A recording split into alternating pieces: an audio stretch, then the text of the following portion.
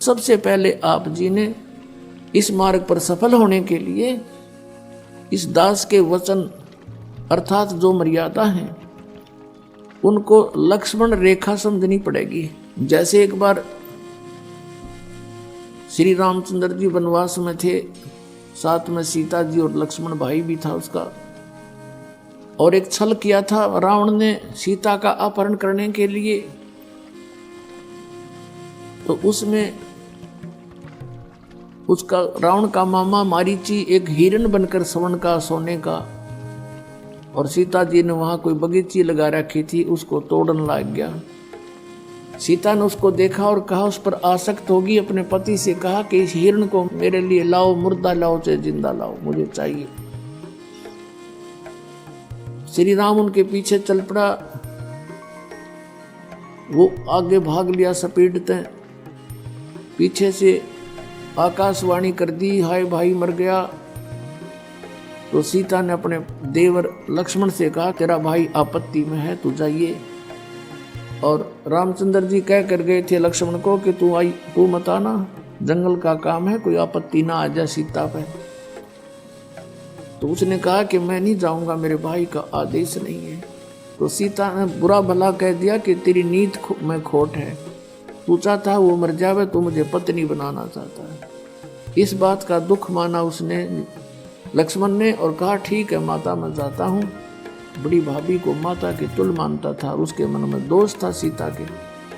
लेकिन एक काम करना, मैं तेरी झोपड़ी के चारों तरफ एक मंत्र बोलकर रेखा खींच कर जाता हूँ, तू इससे बाहर मत जाना। सीता ने कहा ठीक है। लक्ष्मण भी चला गया पीछे से। रावण आ गया एक साधु रूप बनाकर आटा मांगने के लिए और कहा, माई आटा दे। सीता ने कहा, आजा महाराज ले जाओ। रावण जो ही उस रेखा के निकट आया, उसमें से अग्नि निकली भयंकर, उसको खत्म कर देती।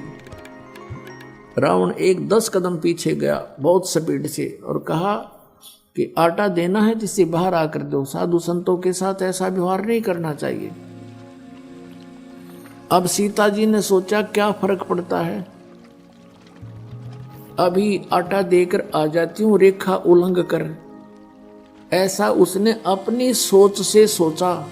आटा लेकर के बाहर निकली, जो भी भिक्षा डालनी थी वो लेकर के रेखा पार करके आगे चली गई।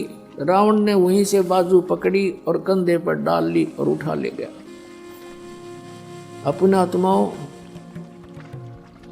जो उस रेखा को लगा कर गए वो कोई मूर्ख थोड़ी थे, वो उसकी अज्ञान सोचती के फर्क पड़ा है, ईब गईर अभी आ जाते हूं। अब कितना फर्क पड़ गया और कैसे आई वापस। करोड़ों व्यक्ति मरवा दिए, आप भी ब्राह्मण माटी करवाई और लाखों लोग मरवा दिए। तो पुण्यात्माओं, परमात्मा कहते हैं, जब लग हंसा हमारी आना और काल लगे नहीं तेरा बाना। जब लग ये हंस, ये पुण्यात्मा मेरी मर्यादा में रहेंगे, तब तक काल बली तेरा कोई अटैक नहीं हो सकता इन हंसों पर। और जब हम मर्यादा तोड़ देंगे तो फिर रावण की तरह बाजू पकड़ ले जाएगा यो काल, और बहुत दुर्गति हो जाएगी आपकी। तो इसमें सबसे बड़ी मर्यादा है, मर्यादा में रहना है, और ये फिर मोक्ष दूर नहीं है।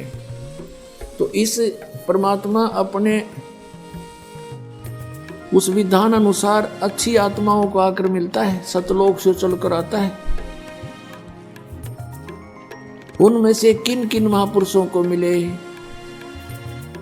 और उसमें यह भी लिखा कि वो दृढ़ भक्त को मिलता है, नकली को नहीं मिलता।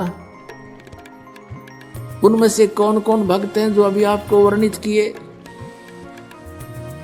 पुण्यात्माओं, ये 7 दिवसीय सत्संग इसीलिए किया गया है कि इसमें हम विशेष डिटेल से आपको सत्संग सुना सकें, क्योंकि ये इतना विस्तार से ज्ञान देना पड़ता है, उस अज्ञान को हटाना पड़ता है, वो रेग मार लगाना पड़ता है जो अज्ञान हमने ठोक रखा है, भर रखा हमारे अंदर उस अज्ञानी संतों ऋषियों ने।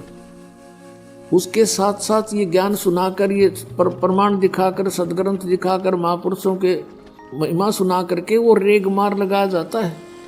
और फिर यथार्थ ज्ञान ओरिजिनल पेंट आप पर किया जाता है। यदि जरा सा भी पुराना रंग आपके ऊपर रह गया तो ओरिजिनल पेंट को वो टेकन नहीं देगा, सेट नहीं होने देगा। इसलिए इतनी मेहनत ये दास करता है, बार बार समझाने की चेष्टा करता है, बार बार प्रमाण देता है, रह रह कर वो कथाएं सुनाता है जो आपके हृदय में जमा हो जाए, जैसे पुराना रंग जमा हो चुका है और वो निकल जाए, ये समा जाओ। अब ये जो दिन है ये बहुत शुभ दिन है। कौन सा दिन? जिस दिन परमात्मा पृथ्वी पर आते हैं और महापुरुषों को मिलते हैं, जैसा कि वेदों में प्रमाण है, आपने देखा। और फिर इन महापुरुषों की जीवनी में प्रमाण है कि कौन परमात्मा ने ऐसी लीला की, तो इससे भगवान भी पहचान में आएगा और ज्ञान भी समझ में आएगा और समाधान भी पक्का होगा कि सचमुच यही है वो परमात्मा की वे ऑफ वर्शिप, परमात्मा की पूजा की विधि भी यही है।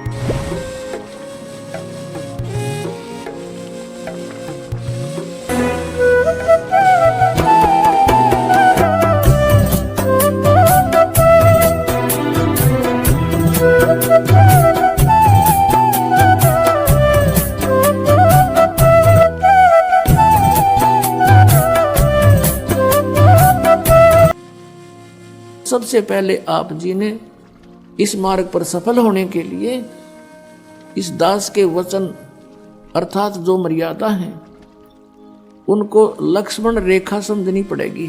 जैसे एक बार श्री रामचंद्र जी वनवास में थे, साथ में सीता जी और लक्ष्मण भाई भी था उसका, और एक छल किया था रावण ने सीता का अपहरण करने के लिए। तो उसमें उसका रावण का मामा मारीची एक हिरण बनकर स्वर्ण का, सोने का, और सीता जी ने वहां कोई बगीची लगा रखी थी, उसको तोड़न लग गया। सीता ने उसको देखा और कहा, उस पर आसक्त होगी, अपने पति से कहा कि इस हिरण को मेरे लिए लाओ, मुर्दा लाओ चाहे जिंदा लाओ, मुझे चाहिए। श्री राम उनके पीछे चल पड़ा, वो आगे भाग लिया सपेटते, पीछे से आकाशवाणी कर दी, हाय भाई मर गया। तो सीता ने अपने देवर लक्ष्मण से कहा, तेरा भाई आपत्ति में है, तू जाइए। और रामचंद्र जी कह कर गए थे लक्ष्मण को कि तू मत आना, जंगल का काम है, कोई आपत्ति ना आ जाए सीता पे। तो उसने कहा कि मैं नहीं जाऊंगा, मेरे भाई का आदेश नहीं है। तो सीता ने बुरा भला कह दिया कि तेरी नीत में खोट है, तू चाहता है वो मर जावे, तो मुझे पत्नी बनाना चाहता है। इस बात का दुख माना उसने लक्ष्मण ने और कहा, ठीक है माता, मैं जाता हूँ। बड़ी भाभी को माता की तुल मानता था, उसके मन में दोष था सीता के। लेकिन एक काम करना, मैं तेरी झोपड़ी के चारों तरफ एक मंत्र बोलकर रेखा खींच कर जाता हूँ, तो इससे बाहर मत जाना।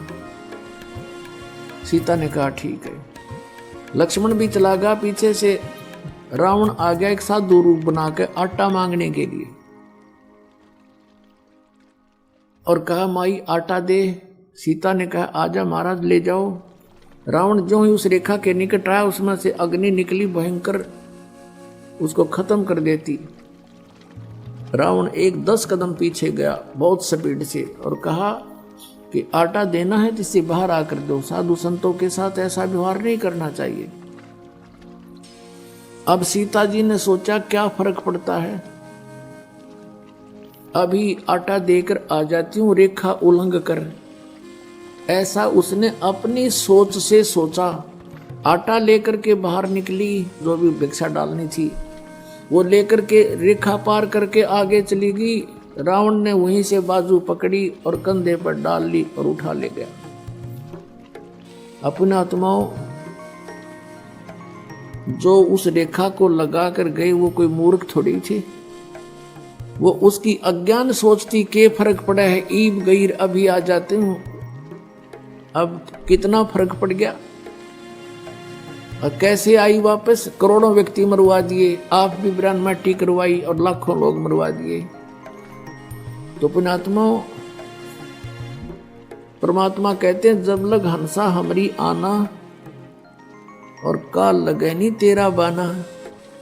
जब लग ये हंस, ये पुण्यात्मा मेरी मर्यादा में रहेंगे तब तक काल बलि तेरा कोई अटैक नहीं हो सकता इन अंशों पर। और जब हम मर्यादा तोड़ देंगे तो फिर रावण की तरह बाजू पकड़ ले जाएगा यो काल, और बहुत दुर्गति हो जाएगी आपकी। तो इसमें सबसे बड़ी मर्यादा है, मर्यादा में रहना है, और ये फिर मोक्ष दूर नहीं है। तो इस परमात्मा अपने उस विधान अनुसार अच्छी आत्माओं को आकर मिलता है, सतलोक से चलकर आता है।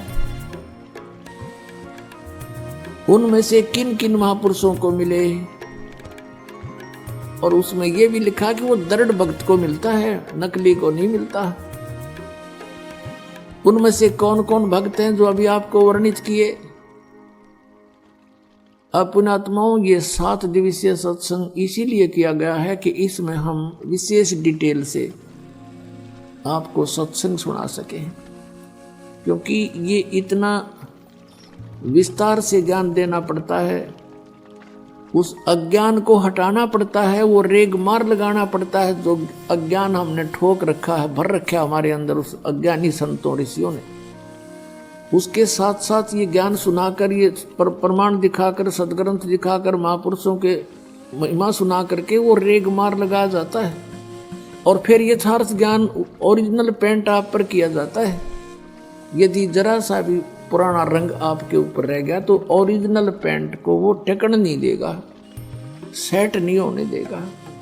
इसलिए इतनी मेहनत ये दास करता है, बार बार समझाने की चेष्टा करता है, बार बार प्रमाण देता है, रह रह कर वो कथाएं सुनाता है जो आपके हृदय में जमा हो जाए, जैसे ये पुराना रंग जमा हो चुका है और वो निकल जाए, ये समा जाए। अब ये जो दिन है ये बहुत शुभ दिन है। कौन सा दिन? जिस दिन परमात्मा पृथ्वी पर आते हैं और महापुरुषों को मिलते हैं, जैसा कि वेदों में प्रमाण है, आपने देखा। और फिर इन महापुरुषों की जीवनी में प्रमाण है कि कौन परमात्मा ने ऐसी लीला की, तो इसे भगवान भी पहचान में आएगा और ज्ञान भी समझ में आएगा और समाधान भी पक्का होगा कि सचमुच यही है वो परमात्मा की वे ऑफ वर्शिप, परमात्मा की पूजा की विधि भी यही है।